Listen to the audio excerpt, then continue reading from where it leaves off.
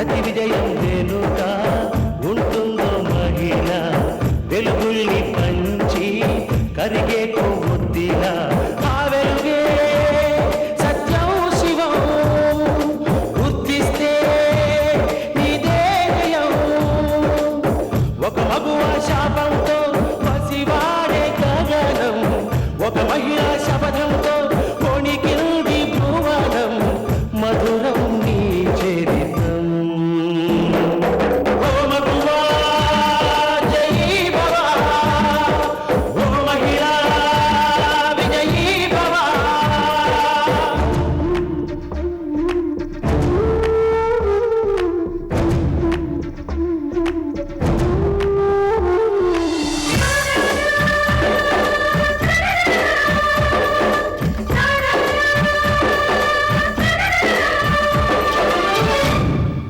ఒట్టి మాటతో ఒక్కనాటికి రాదు రాదు జయము, చిత్తశుద్ధితో చెమట ఊచితే అందదా విజయము.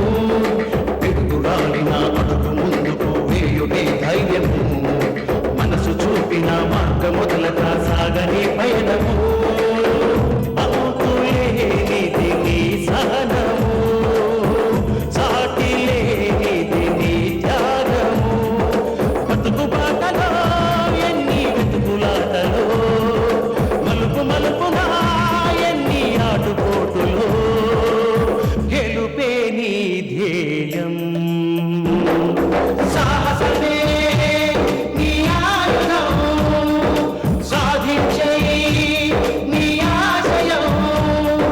సాహసమే నీ ఆయుధం, సాధించే నీ ఆశయం.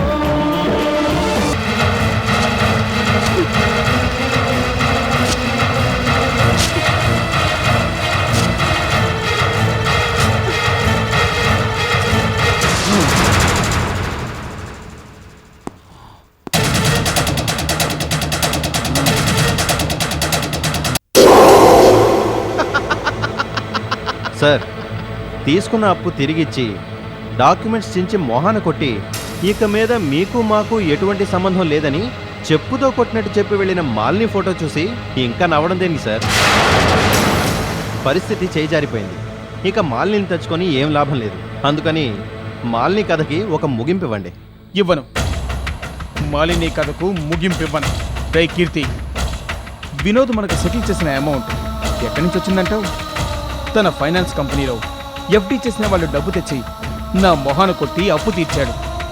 వినోద్ ఎఫ్డి ఖాతాదారుల్లో నలుగురిని మనం ట్రాప్ చేసి మా ఎఫ్డి అమౌంట్ మాకు అర్జెంటుగా కావాలంటూ ఆ నలుగురి చేత డిమాండ్ చేయిస్తే అప్పుడు వినోద్ పరిస్థితి ఏంటి? కుడితిలో పడ్డ ఎలుకలాగా గిలగలా కొట్టుకుంటాడు. వేరే దారి లేక దాసోహం అంటూ నా దారికొస్తాడు. ఒసై మాలిని, వదలను, నిన్ను వదలనే.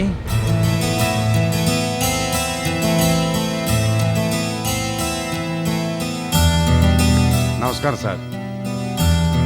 నమస్కారం జగన్నాథం గారు, రండి కూర్చోండి. ఏమిటి విశేషాలు? మిస్టర్ వినోద్, నేను మీ దగ్గర ఎఫ్డి చేశాను. మెచ్యూర్ అయ్యే వరకు ఆగలేను. నాకు అర్జెంట్ అవసరం పడింది. నా ఎఫ్డి అమౌంట్ నాకు రిటర్న్ చేయండి. ఇంకో 45 రోజుల్లో ఎఫ్డి మెచ్యూర్ అవుతుంది కదండి. పూర్తి వడ్డీతో అప్పుడే తీసుకోవచ్చు కదా. తీసుకోవచ్చు అనుకోండి, కానీ నేను అంతవరకు వెయిట్ చేయలేను. ఒక ఎఫ్ఐఆర్లో ఇరుక్కున్నాను, అర్జెంటుగా కట్టాలి. దీన్ని మీరు హెల్ప్గా భావించి నాకు ఇవేళే ఇచ్చేలా చూడండి. ఇప్పటికిప్పుడంటే ఎలా సార్? 100 1000 కాదు, లక్షల్లో వ్యవహారం.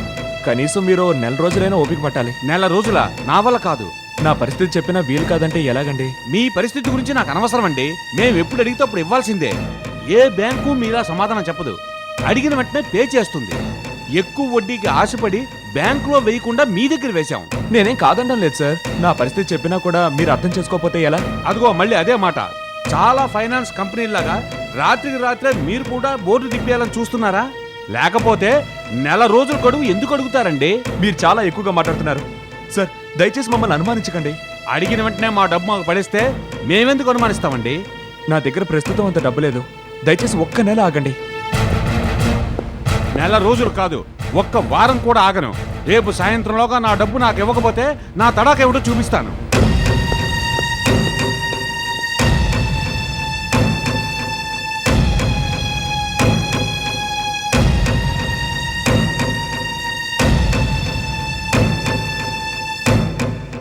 సార్ మీరు చెప్పినట్టు వినోద్ని నేను డబ్బు అడిగేసరికి ఇప్పుడు నా వల్ల కాదని చేతులు ఎత్తేశాడు. నన్ను ఇప్పుడు ఏం చేయమంటారు విట్ల గారు? వెంటనే నా డబ్బు నాకు కావాలని లాయర్ నోటీస్ ఇవ్వాలి. లాయర్ నోటీసా? దానివల్ల మనకేం లాభం సార్? జగన్నాథ్ గారికి ఎలాగూ వినోద్ డబ్బులు ఇవ్వలేడు.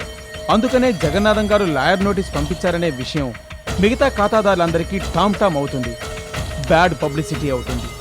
దాంతో ఖాతాదారులందరూ కంగారు పడతారు. దివాళా తీస్తుందేమో అనుకుంటూ లక్ష్మీ ఫైనాన్స్ మీద మూకుమ్మడిగా దండెత్తుతారు. మా డబ్బులు మాకివ్వమంటూ వినోద్ నిలదీస్తారు. ఆ పరిస్థితుల్లో వినోద్ గజేంద్ర మొర పెడతాడు.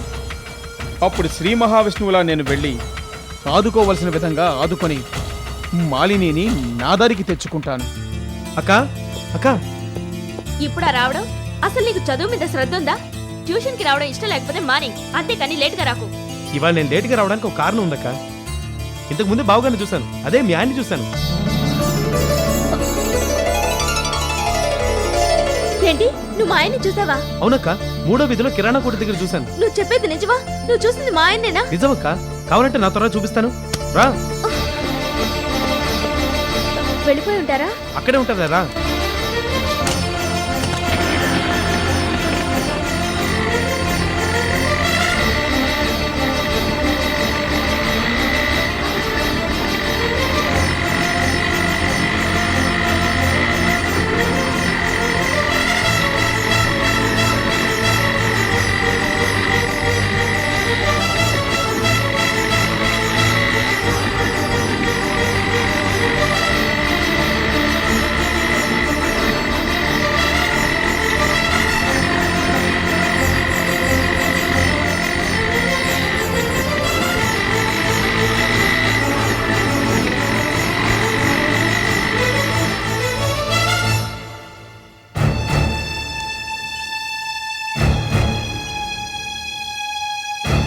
దిలీప్, ఆయన ఎక్కడా?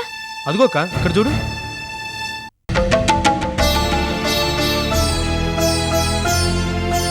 ఆయనే కదక్క బావా? కాదు. కాదా? ఏంటక్క నువ్వు చెప్పేది? ఆయన బావగారు కదా? కాదు. సారీ అక్క, ఆయనే బావనుకొని నేను తీసుకొచ్చాను, నన్ను క్షమించు. సారీ చెప్పాను కదక్క, ఇంకా ఎందుకు బాధపడతావు? వెళ్దాం పద.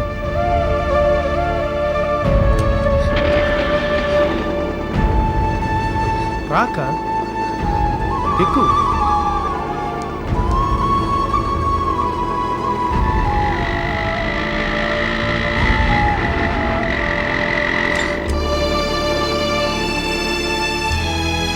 దిలీప్, ఆ?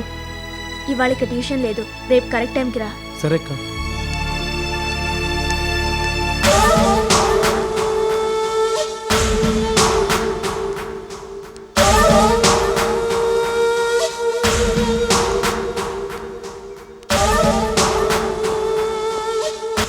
దిలీప్, నీ ట్రాపింగ్ చాలా స్పీడ్గా ఉందే. పార్టీనప్పుడే బైక్లో తిప్పే స్టేజ్ తీసుకొచ్చావా? అప్పుడే ఏమైందిరా? కొన్నాళ్ళు వెయిట్ చేయండి, పార్టీ నన్ను వెతుక్కుంటూ వచ్చేలా చేస్తా.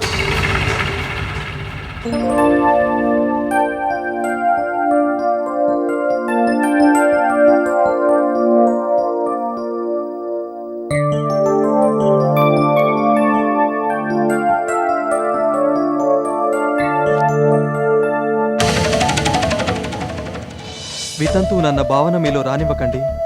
నేను వాసంతిని, నేను చదువుకున్న దాన్ని, నాకు వ్యక్తిత్వం ఉంది, దాన్ని కాపాడుకుంటాను అన్న సెల్ఫ్ కాన్ఫిడెన్స్తో మీరుండాలి. తిరిగి నీ జీవితం చిగురించాలని, నీకు మంచి భర్త రావాలని ఆ భగవంతుణ్ణి ప్రార్థిస్తాను.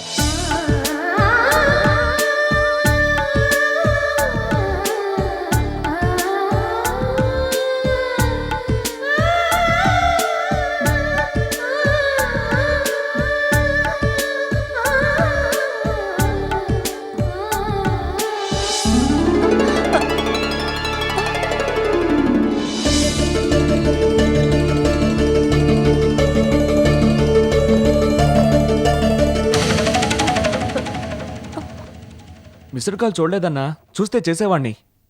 పొద్దున్నుంచి సార్, try మీకు చేస్తున్నా, letter. వెళ్ళడం లేదు. అవును, వెళ్ళడం లేదు.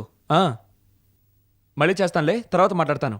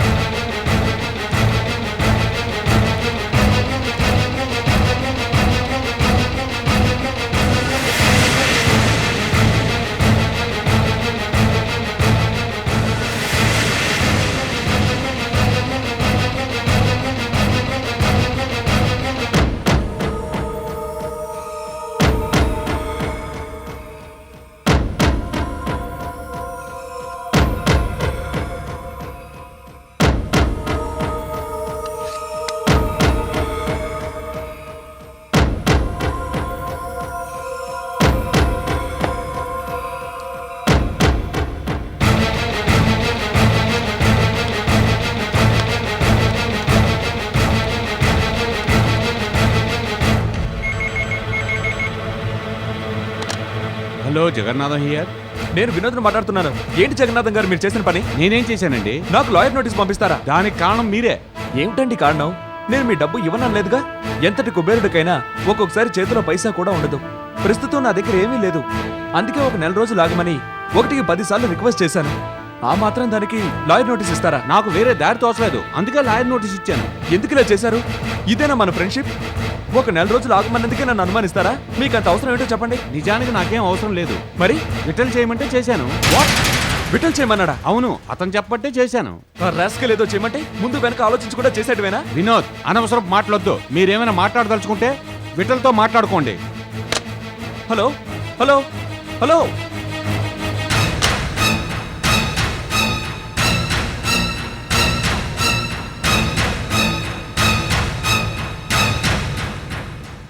విఠల్ మనల్ని వదిలేలా లేడు. ఏదో విధంగా ప్రాబ్లమ్స్ లో ఇరికించాలని చూస్తున్నాడు. ఏం చేశాడు? మన కస్టమర్ జగన్నాథాన్ని తన గుప్పెట్లో పెట్టుకున్నాడు. జగన్నాథ్ మన దగ్గర ఎఫ్డీ చేశాడు. మెచ్యూర్ కాకుండానే ఆ డబ్బు కావాలంటూ ఒత్తిడి తెస్తున్నాడు. ముందుగా ఇవ్వడం వీలు కాదని నేను అన్నాను. దాంతో జగన్నాథ్ నాకు లాయర్ నోటీస్ ఇచ్చాడు. Lawyer notice? తను లీగల్ గా ప్రొసీడ్ కాకుండా ఉండాలంటే విఠల్తో మాట్లాడమని నాకు ఉచిత సలహా ఇచ్చాడు. అంటే ఇదంతా విటల్ పనేనన్నమాట. అవును. ఇప్పుడు అంత డబ్బు పే చేయడం అంటే మన వల్ల కాదు. ఇప్పుడు ఏం చేయాలో తోచడం లేదు. విటల్ మన పాలిట శనిగాళ్ల దాపురించాడు. జీవితాంతం మనల్ని వెంటాడేటట్టున్నాడు. వాడి ఆటలు కట్టాలి. అదంత ఈజీ కాదు మాలిని. వాడొక వ్యక్తి కాదు, నీచ వ్యవస్థ. ఆ నీచ వ్యవస్థని సమూలంగా రూపుమాపాలి.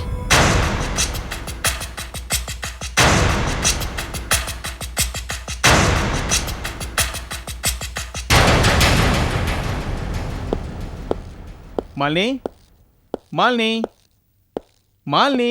విటల్ రా, నీకోసం ఎదురు చూస్తున్నాను. కూర్చో. ఏం తీసుకుంటావు? కాఫీ, టీయా? అవేం వద్దు గాని. అవును, నీలో ఇంత సడన్గా చేంజ్ వచ్చిందేమిటి? ఎటూ వెళ్ళడానికి వీల్లేక, ఏం చెయ్యాలో తోచక, మీ ఆయన సలహాతో నాకు సరెండర్ అవ్వడానికి డిసైడ్ చేసుకుని మరీ ఫోన్ చేసావన్నమాట. మాలిని, నువ్వు ఫోన్ చేస్తావని నేను ఊహించలేదంటే నమ్ము. దేనికి దేనికి మాలిని? నీ అభిప్రాయాన్ని మార్చుకున్నావా? నన్ను కనికరించావా? చెప్పు మాలిని, చెప్పు. విటల్, నువ్వు చేసిన సహాయానికి థ్యాంక్స్ చెప్తూ వడ్డీతో సహా నీ అప్పు మొత్తం తీర్చావు. ఇక నుంచి నీకు మాకు ఏ విధమైన సంబంధం ఉండకూడదని అప్పుడే మా ఆయన చెప్పారు. శత్రుత్వాలు మిత్రుత్వాలు కలకాలం కంటిన్యూ కావని నేను కూడా అప్పుడే చెప్పానుగా. అందుకని మా కస్టమర్ జగన్నాథాన్ని నీ గుప్పెట్లో పెట్టుకుంటావా? అతని ఎఫ్డీ గురించి మాకు లాయర్ నోటీస్ ఇప్పిస్తావా?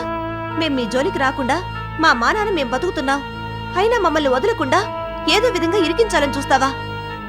నీ దృష్టిలో ఆడదంటే భోగ వస్తువేనా? చెప్పు, నీ ఉద్దేశం ఏమిటో చెప్పు.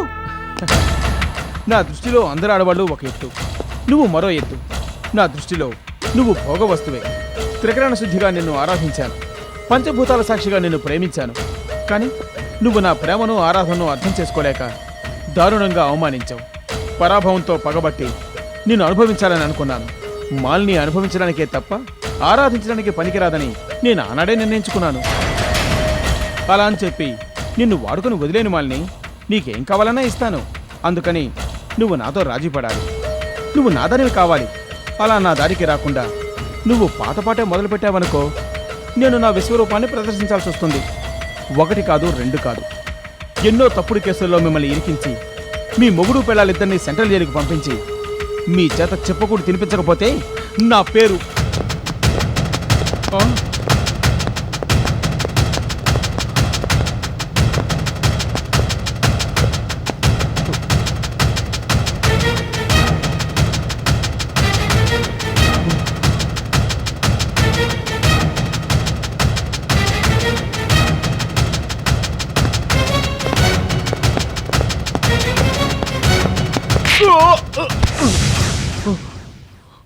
ఏరా, నీ దృష్టిలో ఆడదంటే భోగ వస్తువా? మాలిని నేను పట్టుకుని మానసికంగా చిత్రహింసలు పెడతావా?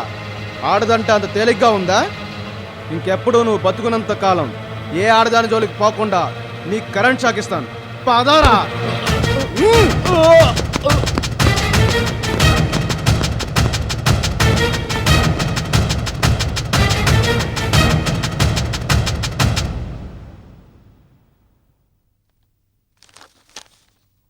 సుమా, ఎక్కడికే బయలుదేరావు? మా ఫ్రెండ్ చెల్లెలు బర్త్డే, అందుకని మా ఫ్రెండ్స్ అంతా అక్కడ గ్యాదర్ అవుతున్నాం. వెళ్తే వెళ్ళావు గాని ఈ ముస్తాబేంటే? ఏ బాలేదా? బాగా లేకపోవడం కాదు, చూస్తుంటే కళ్ళు చెదిరేటట్టున్నాయి. అయినా ఫ్రెండ్ చెల్లెలు ఫంక్షన్కి పట్టుబట్టలు నగలు సింగరించుకుని వెళ్ళాలా? సింపుల్గా ఓ నగ పెట్టుకుని కాటన్ చుడిదార్లో వెళ్ళొచ్చు కదా. అక్క చూస్తే 5వ తనానికి నోచుకోకుండా పోయింది. నిన్నీ అవతారంలో అక్కగాని చూసిందంటే చాలా బాధపడుతుందమ్మా. పసుపు కుంకుమల భాగ్యం తనకు లేకుండా పోయిందే అని కుమిలిపోతుంది. అయితే దానికి నన్నేం చేయమంటావు? నీ పెద్ద కూతురు బాధపడుతోందని నేను ఖరీదైన డ్రెస్సులు వేసుకోకూడదా? నగలు పెట్టుకోకూడదా? అక్క కోసమే నేను అన్నట్టు మాట్లాడతావేంటి? ప్రతి విషయంలో అక్కతో నన్ను పోలుస్తావేంటి? నాకంటూ వ్యక్తిత్వం లేదా? స్వతంత్రం లేదా? అక్కకేదో అయ్యిందని నేను అక్కలాగే బతకాలా? సరదాలు సంతోషాలు మానుకోవాలా? ముగుడు పోయి అక్క వితంతు అయింది. పెళ్లి కాకుండానే నువ్వు నన్ను వితంతుం చేస్తున్నావు. అయ్యో అవే మాటలే. లేకపోతే ఏంటి? నీ వరుస చూస్తుంటే అలానే ఉంది. గట్టిగా అరవకే, వాసంతి గాని విన్నదంటే బాధపడుతుంది. అదిగో మళ్ళీ దాన్నే వెనకేసుకొస్తున్నావు. నీకు నీ పెద్ద కూతురు తప్ప నేను కనిపించను అనుకుంటాను. కన్న తల్లి వైండు కూడా నీకంత పక్షపాతం పనికిరాదు. అయ్యురామా, ఇప్పుడు నేనేమన్నానని? అక్క పరిస్థితి కాస్త దృష్టిలో పెట్టుకోమంటున్నాను. దాని మనసుకు కష్టం కలిగించకుండా ఉండమంటున్నాను. నాన్సెన్స్. ఫంక్షన్ లేదు, బర్త్డే లేదు, సరదా లేదు, పాడు లేదు. నేను కూడా ఓ మూల కూర్చొని చింత పిక్కలు ఆడుకుంటాను.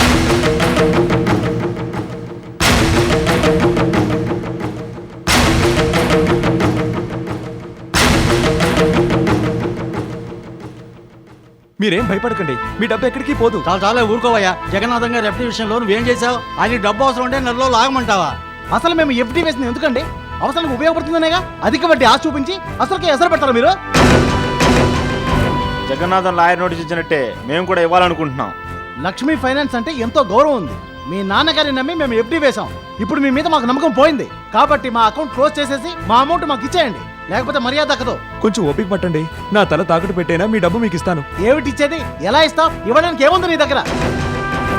సార్, నేను చెప్పేది కాస్త వినండి. వినమయ్యా, విని విని విసుగెత్తిపోయింది. చూడు, లాస్ట్ అండ్ ఫైనల్ గా నీకు 2 రోజులు గడువిస్తున్నాం. ఆలోగా మా డబ్బు మాకు ఇవ్వకపోతే మేము చేయాల్సింది చేస్తాం. రండయ్యా.